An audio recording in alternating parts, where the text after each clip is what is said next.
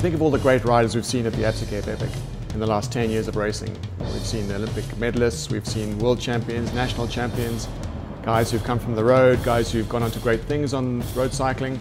There are really only two names that really spring to mind, and that's Karl Platt and Christoph Sauser.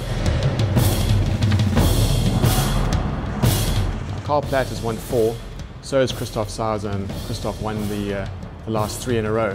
So when looking forward to the 2014 race, you've got to think, well, this is the year that either one of them could win 5. And the big question, of course, is who will it be? So it'd be very easy to say that it's Christoph Sauser because, of course, he's on a winning streak. He's won 3 in a row, and plus he's the current world champion in the marathon discipline, and he's also a winner of 10 UCI cross-country World Cup races. If you analyze it, he is the most versatile and decorated mountain bike rider probably of all time. But there's one thing about this race where winning it requires a real certain degree of luck and an equal measure of a very special skill, which is damage control. And that's how they handle a situation when bad luck strikes, which is pretty much inevitable anyway. And Karl Platt is a master of that. We remember back in 2007 when him and teammate Christoph Sauser broke a pedal. They dealt with it quickly, they didn't give up, they continued to chase back to the lead, and they took back the lead and their jerseys, and they sealed their win. There was a time that they broke a chain, and they repaired it in less than a minute. And of course we all remember when Karl Platt dislocated his shoulder twice in the same year, and Christoph Sauser had to pop it back. And the second time, they actually went on to take the stage win, which was heading into Grayton. Yeah, Karl is very strong, and he can keep the level from day one to the end, and that makes him a very good overall rider. He doesn't have the level of the top riders, otherwise he would have many more stage wins. Now Platt is one of only 9 riders to have completed all 10 races, and he's finished on the podium 8 times. Now on paper, Sauser is of course the stronger rider, but that's overlooking one critical point, and this is a 2-man team race. And the Swiss rider's 2013 race-winning teammate, which is Jaroslav Kulhavy, he's opted out of the 2014 race, and we all remember last year the two were unstoppable.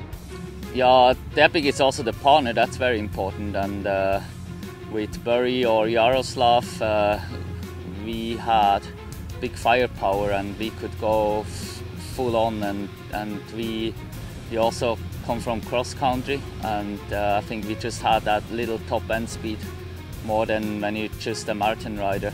I was always lucky with my partners. I choose my partners very carefully. So for me, the first was to have a friendship with someone and not choosing by paper.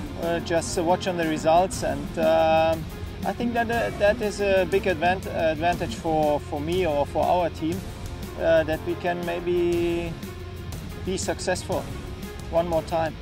Now Sauser's new partner is a road cyclist. He's also from Czechoslovakia, like Kulhavy, František Rabon. He's a very good time trialist on the road, which means he can sustain a very high output at a consistent power for a long time. It's going to be a super good challenge riding the Absa Cape Epic together with Rabon. I had no idea who he is 3-4 weeks ago. He did some races as a junior, as mountain biker. I like he has a big engine, and I'm sure he's not going to break down, and we can really take day by day and don't think about the next day.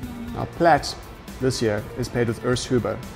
Now this is a tried and tested combination, and it could make all the difference when the chips are down.